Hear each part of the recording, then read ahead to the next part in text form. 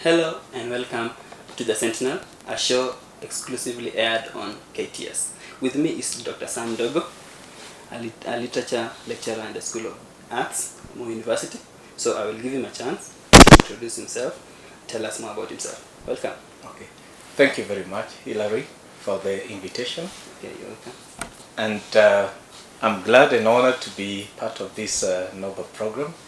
You called it The Sentinel. the Sentinel. Yeah. As you rightly said, I am Samuel Ndogo. I am a senior lecturer at the Department of Literature, Theatre and Film Studies, the School of Arts and Social Sciences at this university. Okay, welcome Dr. Sam Dogo again. Today the conversation will be about literature and the media, and looking at activities, daily activities in our society. So much has been about the tabs, so much has been about the phones, the smartphones. We rarely even see people carrying good books, going to read. So maybe I will ask you, Dr. Ndogo, with the emergence of the new platforms in media and ways of expression, do you think it has an impact or an effect on literature? Okay. Thank you very much, Hilary, for that question. Okay. I think if I would unpackage your question, I want to look at literature because I am a lover of literature. Yeah. I think I may have forgotten to say that in my introduction. Okay. And vis-a-vis the new media, the emergence of new media or technology, as you rightly put it. Okay. And I want to say that literature is not averse to change. Literature is not averse to technological advancement. Yeah. All the same, I think there is a way in which these advancements have affected the way people perceive and appreciate literature as a discipline. Yeah. And perhaps I don't know whether at this point you may want us to say what we mean by literature in our conversation. Yeah, I would like you to maybe give a definition, a brief definition about literature, though I might know that literature is a form of communication, but maybe as a literature lecturer, you have more insight into it. So maybe I can give you a chance. Tell us more about it. Okay. Thank you, Hilary. Very quickly, and in a way that perhaps we want to break it down to a layman, the first thing that you think about when you talk about literature is that it is an artistic discipline. Okay, yeah.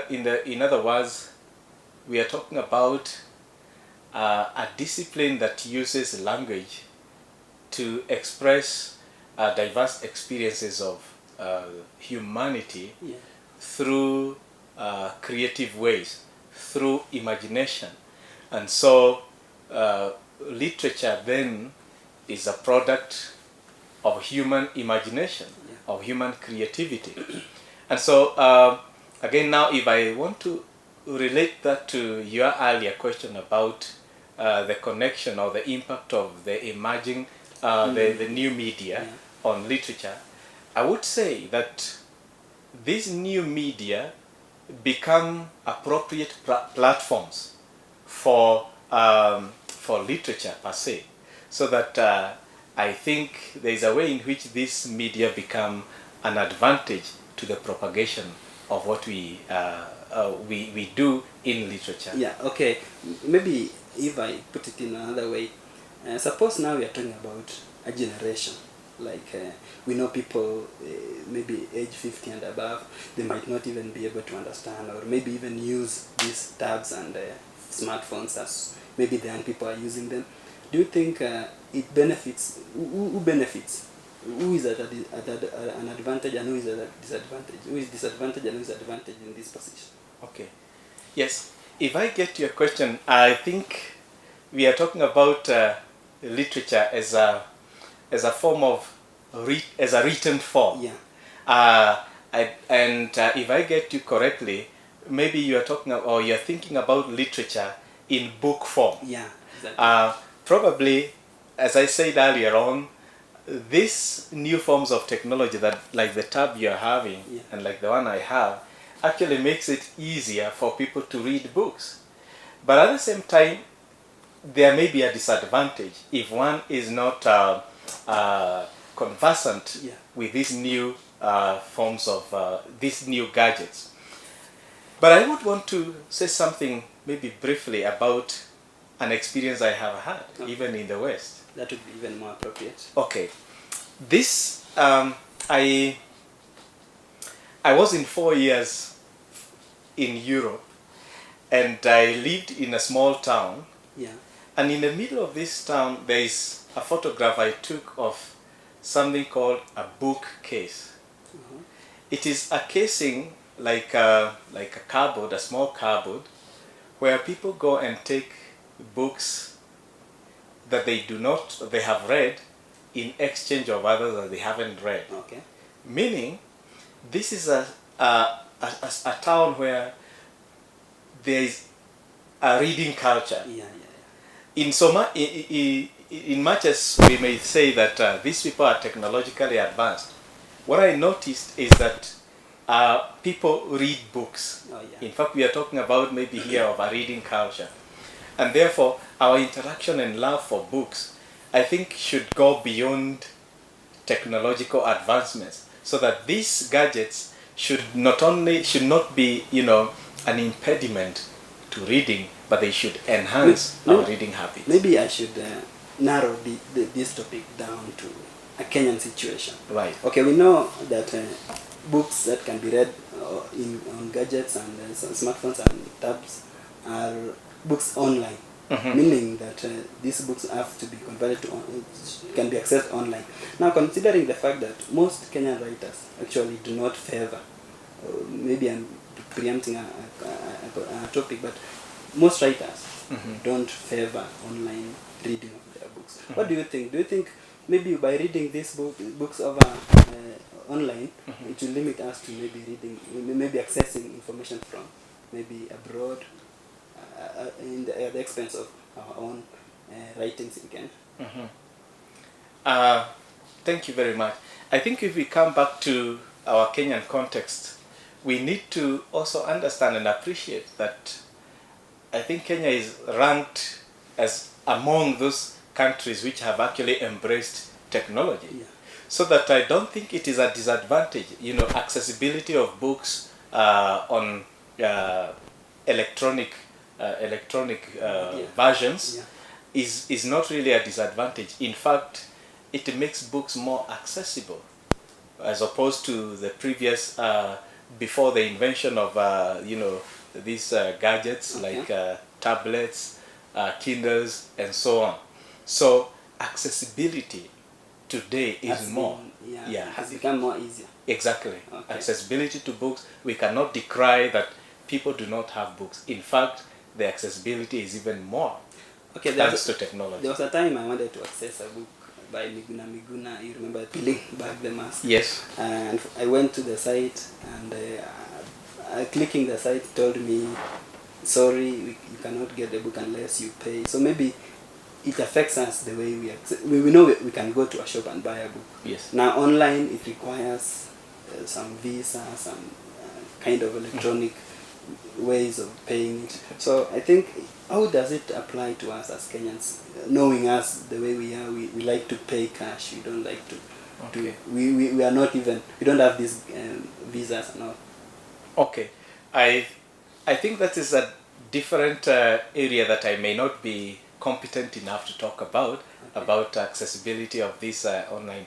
But what I would say is, from the example you've given, the disadvantage, or everything has pros and cons. Yeah. Sometimes the availability of books online has been misused by majority of the people. Like the case you have cited, most Kenyans access this book for free because it was actually pirated, and so everything comes with pros and cons. And I want to say here that in as much as these books are available online, you're right that people should be ready to pay. I actually do. I buy my books online. Okay. I have accounts, but not so many people actually have that advantage. Exactly, and I want to agree with you.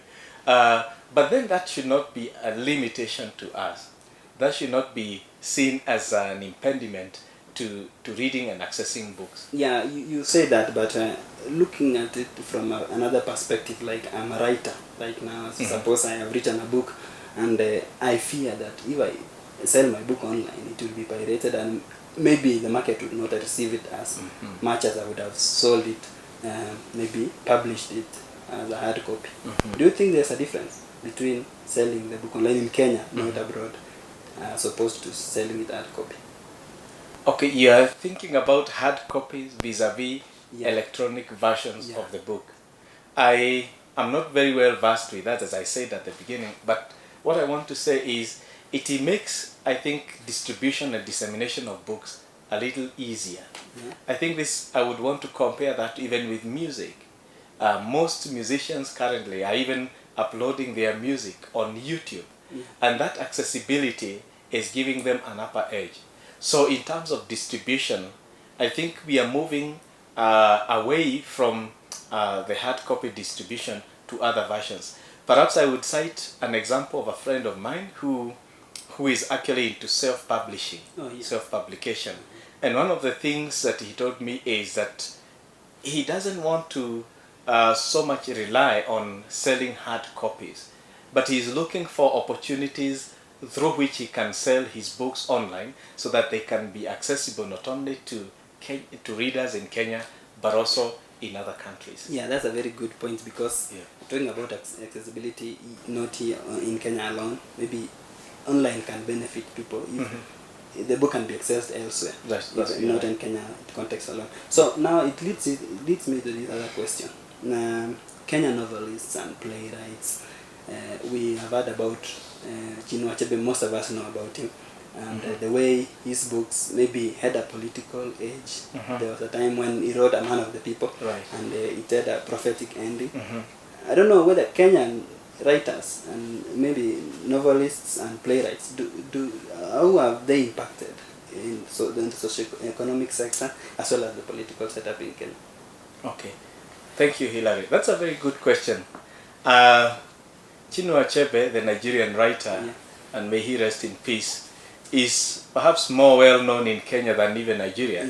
But having said that, I think writers have a duty to the society, and it is for this reason that the example, the book that you have cited, A Man of the People, is regarded as one of the important books, both in terms of the political message, and as well as even the moral message that the book conveys to the readers.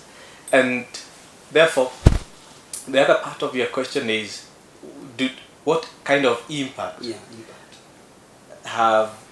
do writers, Kenyan writers, have? All right. Now, maybe I should begin by talking about one of our foremost Kenyan writers, Ngugi wa Thiong'o. And he talks about writing and the relationship between writers and their society. And for him, on the political side, he says all writers are essentially writers in politics.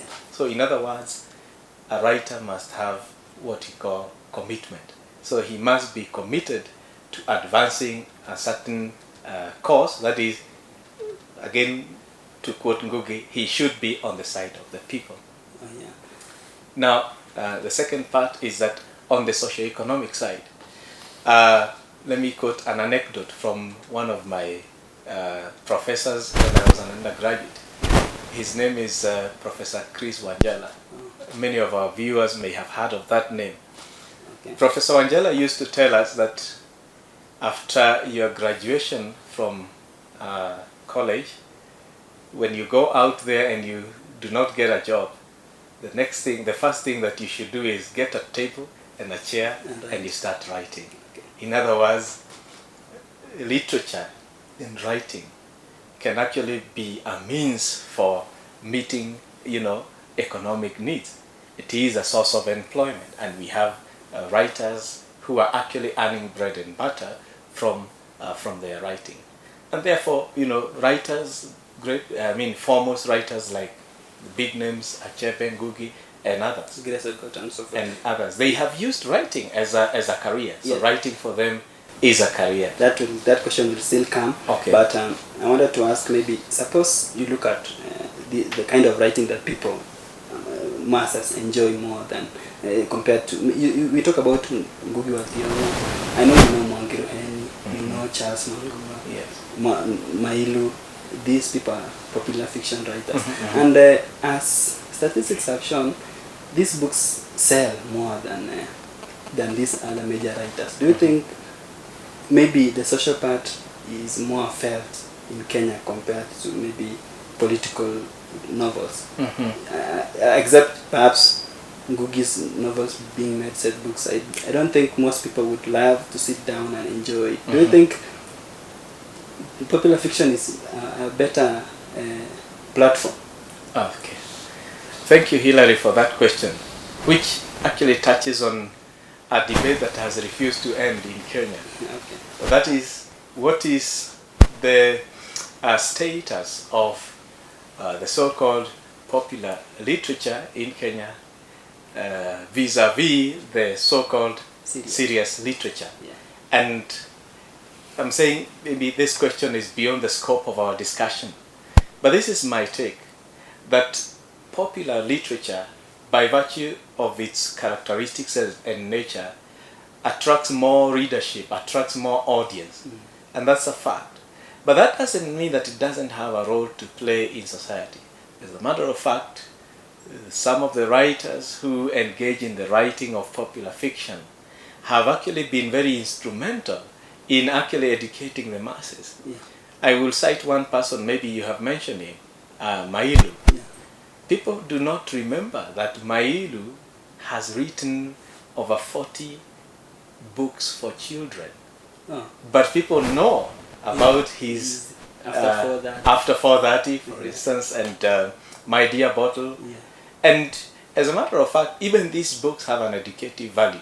So in short, I'm saying this, that popular literature has a place in society and we should not dismiss it. As a matter of fact, I have actually taught a course in popular fiction in my department, and it was very fascinating. It should be.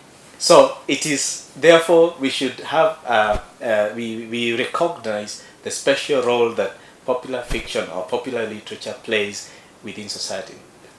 On the other hand, a serious kind of literature is also, it has its own distinct characteristics. But as I said, that may be beyond the scope of our discussion today. But what is important is that all these forms of writings convey particular messages that are significant and useful to our youth and to society in general. Yeah, that brings me to the question. Do you think now that this serious literature, where is it accessed to more? Is it in schools, general kind of reading? Because mostly, for me, I read Ngugi's The River Between because it was a set book. Yeah. Perhaps if it wasn't a set book, and perhaps if he wasn't as prolific as he is, maybe I wouldn't have I wouldn't have mind. I would not wanted to read it. Maybe because the way he writes, maybe it does not appeal to someone else. Yes. Yeah. That's why I was asking. Should we sometimes, even if it's a political topic, should we maybe make it fascinating, like look something like what do we call this? The satire. Yeah. Satire. Yeah. Should we make it maybe Satirical. Yeah, satirical. Okay. Thank you so much for that question.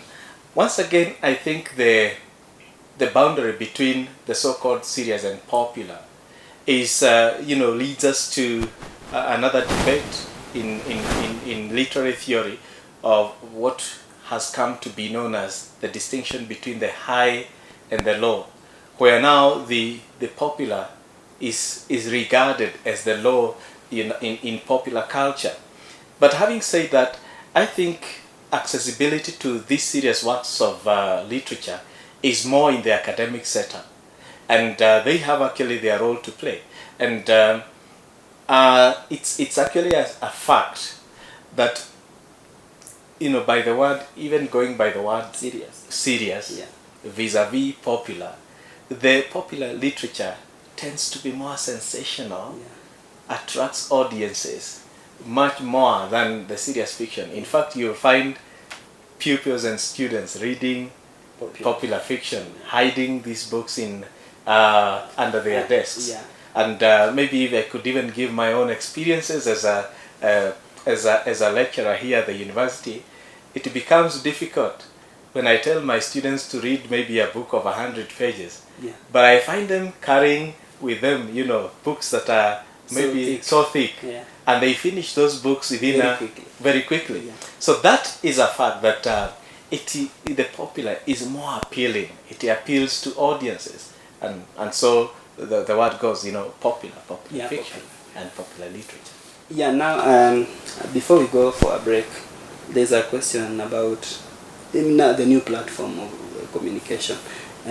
Maybe Ngugi wa Thiong'o, Grace Ogot, and Major Mwangi, I think they gained their fame because of the kind of way they are selling their books hard copy. You had to buy it to get to know about what he's writing about, as compared to the new platform where there's so much literature in the media, so that you don't get to know exactly, don't interact with the writer. There's so much to read, so you don't get to know who these kind of writers are. So I think maybe Major Mwangi, Ngugi wa Thiong'o, they gained their fame because of the exposure and the way they were, the people took them. The people read the books and they had to interact with the writers. So I think, do you think in future we will witness the rise of young writers who will gain the same recognition? Okay. Yeah, thank you very much for that question. It is actually a tough question, Hilary, that you're asking.